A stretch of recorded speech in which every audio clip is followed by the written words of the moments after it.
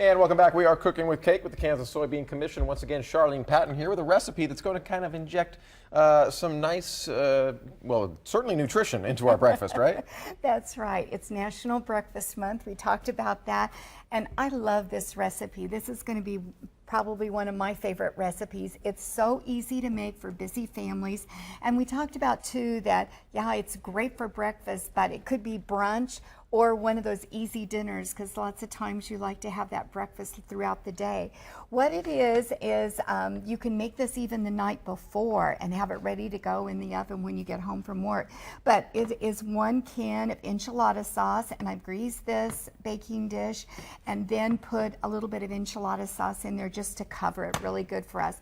Then we're going to take the corn tortillas, and so this uses them, and it's so easy to, you can just layer them in there, or with a lot of casserole recipes, you don't have to be exact.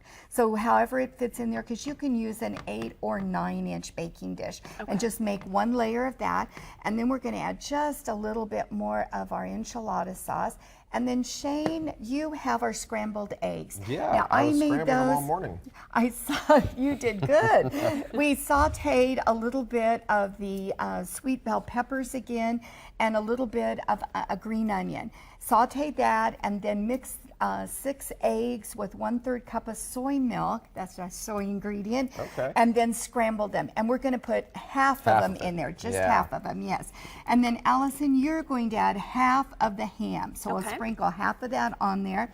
And then to make it easy, it takes 1.5 cups of the cheddar cheese, and I've kind of put them in halves. So we're going to put half of that there, and then we're going to do the layer of corn tortillas again. So this time I'm going to do that and then divide this so that we have a little bit of that there. Yeah, and now I love enchiladas. Probably my favorite Mexican food.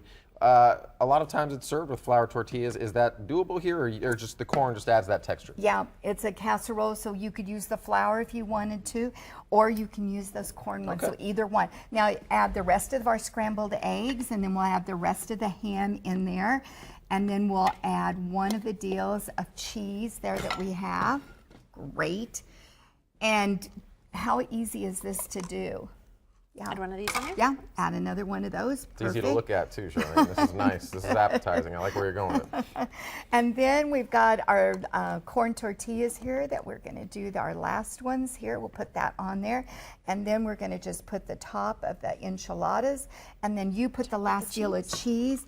And then I'm going to cover that with foil.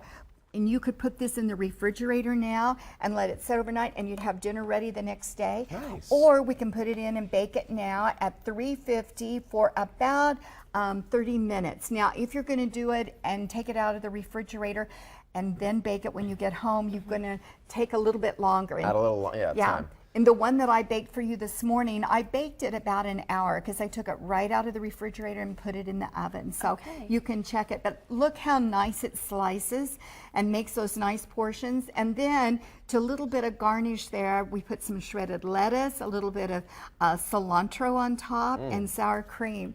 And some fresh tomatoes, which are great this time of year. Excellent. Makes a great serving there. Absolutely fantastic. And Charlene, like you said, you could do this for so many different meals. This is something that you can really always have in your back pocket whenever you're in a pinch or when you're getting busy. This is the perfect breakfast, brunch. You could do it for dinner. Absolutely. And you know, these are basic ingredients that you probably already have in your kitchen.